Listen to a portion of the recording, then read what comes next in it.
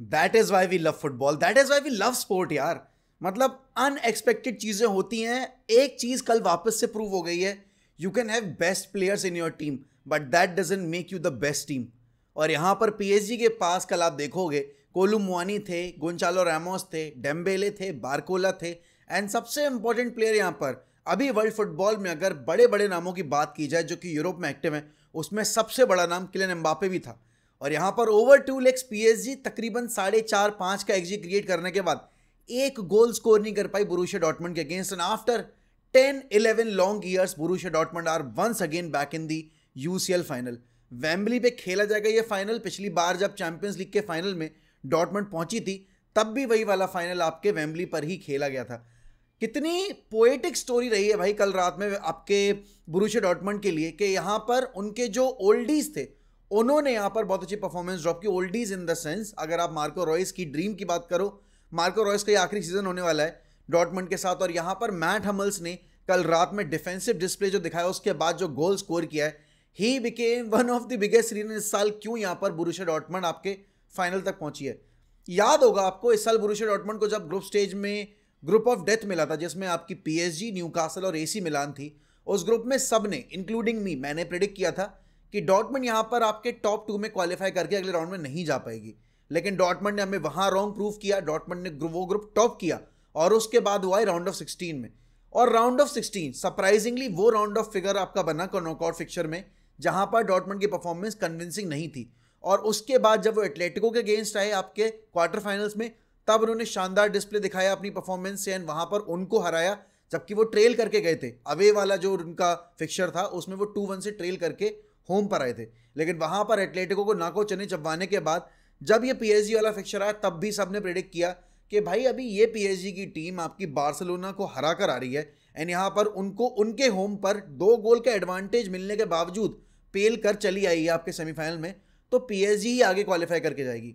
लेकिन पता नहीं क्यों कल रात में जब हम स्ट्रीम कर रहे थे, जब प्रेडिक्शन वाली एंड हम चैंपियंस लीग के बारे में बात कर रहे थे, तो मेरे पता नहीं मन में क्यों आ रहा था कि यार आज ना डॉर्टमुंड निकाल लेगी। और हुआ भाई। भाई देखो, आपको ये मानना पड़ेगा कि पीएसजी थोड़ी अनलकी भी रही, बट आप ये बोलोगे पीएसजी डिजर्व करती थी जीतना, नहीं। If you are not clinical you don't deserve to go through. और बोरुसिया डॉर्टमुंड को जो चांस मिला, और डेफिनेटली यहां पर आप बोलोगे इतनी सुपीरियर क्वालिटी अटैक में होने के बावजूद अगर पीएसजी ओवर 2 लेग्स एक गोल स्कोर नहीं कर पाई है तो they have to blame themselves and no one else. आप चाहे लक को जितना भी ब्लेम करो, आपके प्लेयर्स क्लिनिकल नहीं थे। And special mention to the defence of Borussia Dortmund.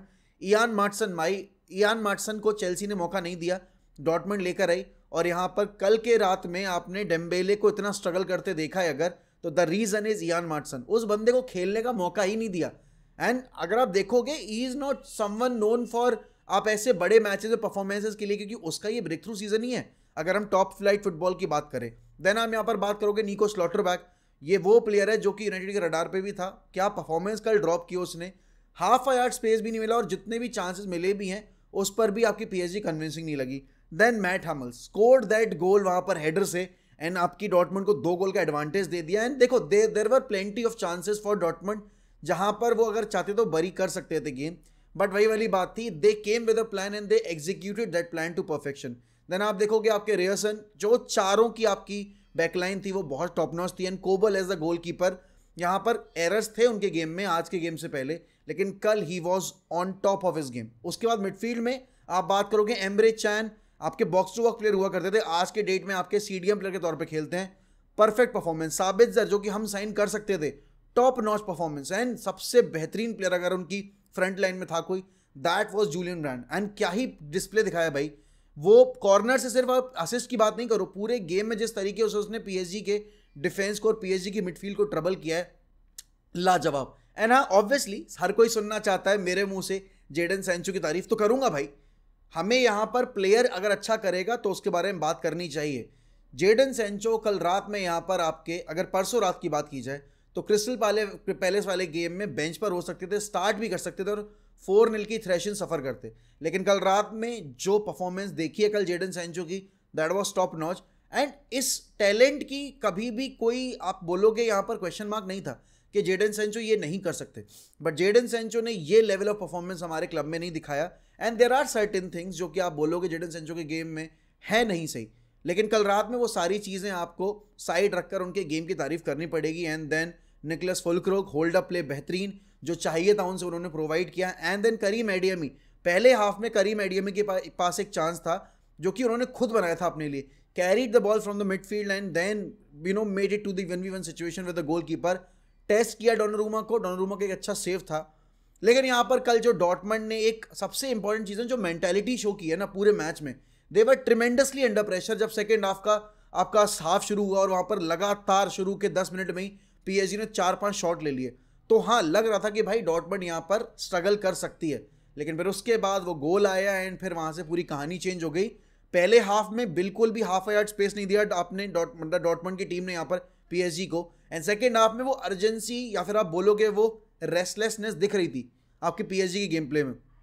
And एक ऐसी टीम जिसके पास इतना टैलेंट है वो यहाँ पर एक बार फिर फेल कर गई है। And this was suppose to be, अगर मैं देखूँ अभी रिपोर्ट्स की, this was suppose to be the last year for PSG with Kylian Mbappe. तो अगली साल वो एम्बाप्पे के बिना उतरेंगे चैंपियंस लीग में।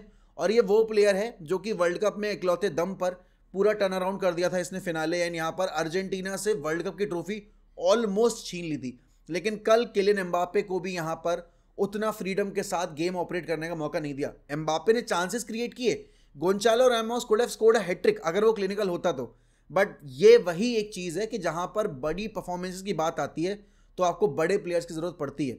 और ये वही गोंचालो रैमोस है जिनको वर्ल्ड कप के गेम में मोरक्को के अगेंस्ट स्टार्ट मिला था अहेड ऑफ क्रिस्टियानो रोनाल्डो, और उस मैच में भी ही वॉज नॉन एग्जिस्टेंट, और कल के मैच में भी he was existent. For PSG fans उनको तो लग रहा होगा भाई कि किस प्लेयर को मौका दे दिया।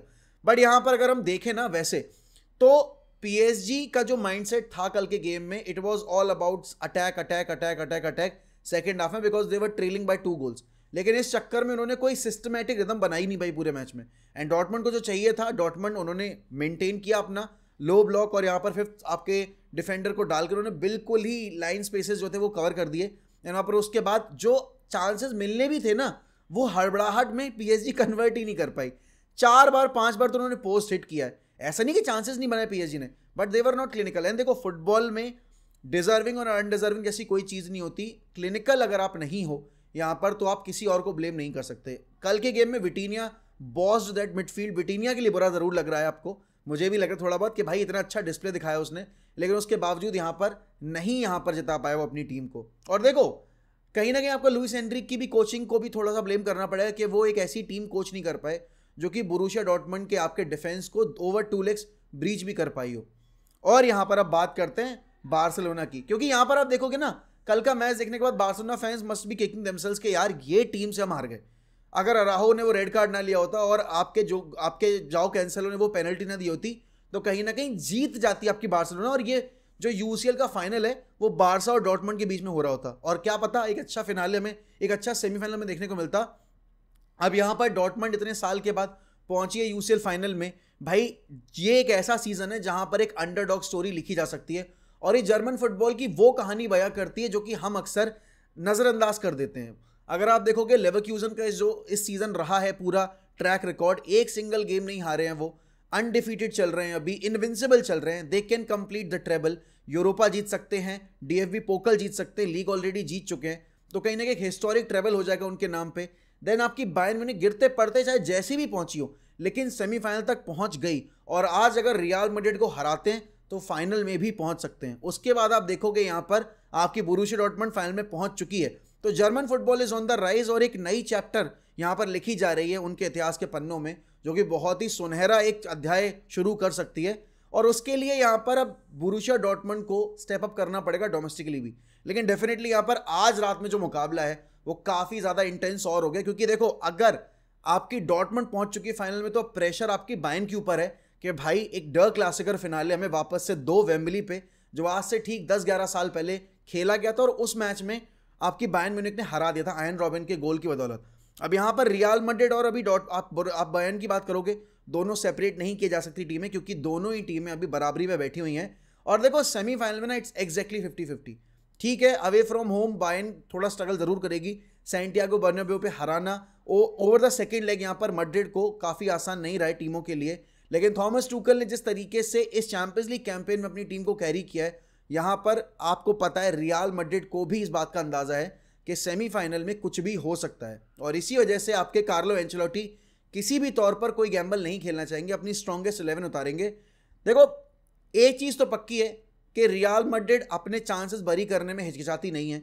दे are one of the finest teams when it comes to burying their chances. और यहाँ पर आपकी बायर्न के पास भी ऐसे प्लेयर्स हैं जो कि गेम किल करने में मोमेंट्स नहीं लगाते। अगर आप हैरी केन की बात करोगे, लीरॉय साने की बात करोगे, डेफिनेटली बायर्न थोड़ा डिफेंसिवली स्ट्रगल कर रही है, क्योंकि उनके पास यहाँ पर अगर आप देखोगे तो ना ही आपके एरिक डाया है, ना ही आपके राफेल गरेरो होंगे।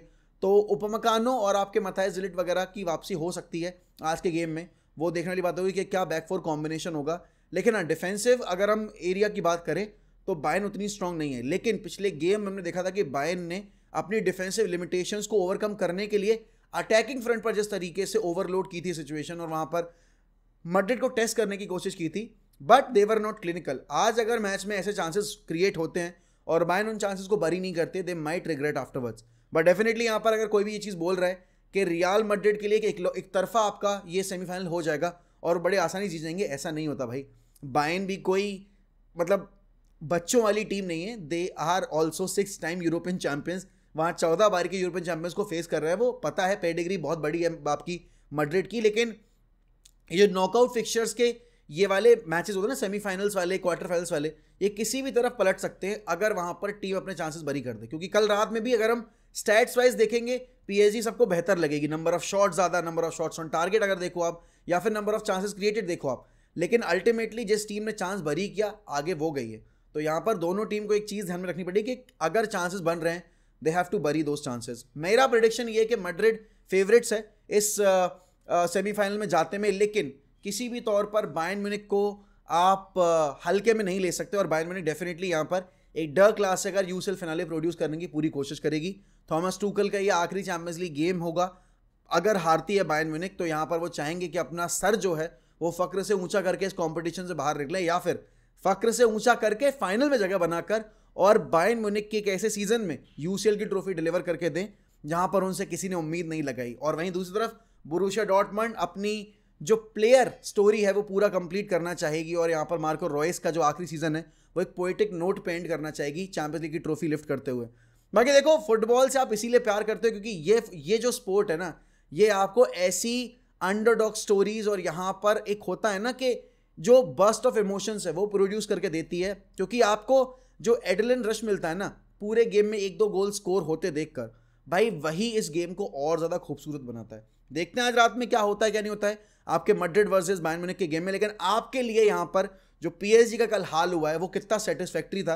और देखो मेरे ख्याल में पीएसजी इकलौता वो क्लब है जिसको हारते देखना सारे फैन क्लब्स जो हैं, सारे जो आपके बड़े यूरोपियन एलीट क्लब्स के फैंस हैं वो इंजॉय करते हैं। चाहे आप मैड्रिड और बार्सा की बात करो, चाहे आप यूनाइटेड की बात करो, चाहे बाकी क्लब्स की बात करो, हर कोई इंजॉय करते हैं यहाँ पर जब भी पीएसजी आपके एलिमिनेट होती है। और वापस से वो बात मैं रिपीट करूंगा कि आप 11 बेहतरीन खिलाड़ियों की, 11 वर्ल्ड क्लास खिलाड़ियों की एक टीम बना सकते हो, but that doesn't make you a world class team. वो इंडिविजुअल्स वर्ल्ड क्लास हैं, लेकिन जरूरी नहीं है कि वो इंडिविजुअल्स यहाँ पर आपके उस क्लब को एक वर्ल्ड क्लास टीम में तब्दील कर दें। और देखो ये वही क्लब है जिसने मेसी को, नेमार को बहुत डिसरिस्पेक्ट किया। उनको लग रहा था कि बिना मेसी, बिना आपके नेमार के वो इस साल चैंपियंस लीग जीत लेंगे, लेकिन भाई ऐसा नहीं होता है।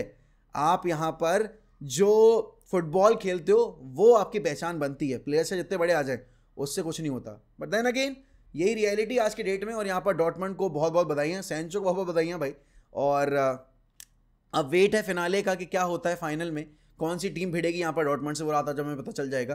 But then again thank you so much अगर आपने वीडियो यहाँ तक देख ली है, और ऐसे ही डेली कंटेंट के लिए फॉलो आप सब्सक्राइब करना, इस वीडियो को लाइक करना और अपने थॉट्स शेयर करना कमेंट सेक्शन में नहीं भूलिएगा।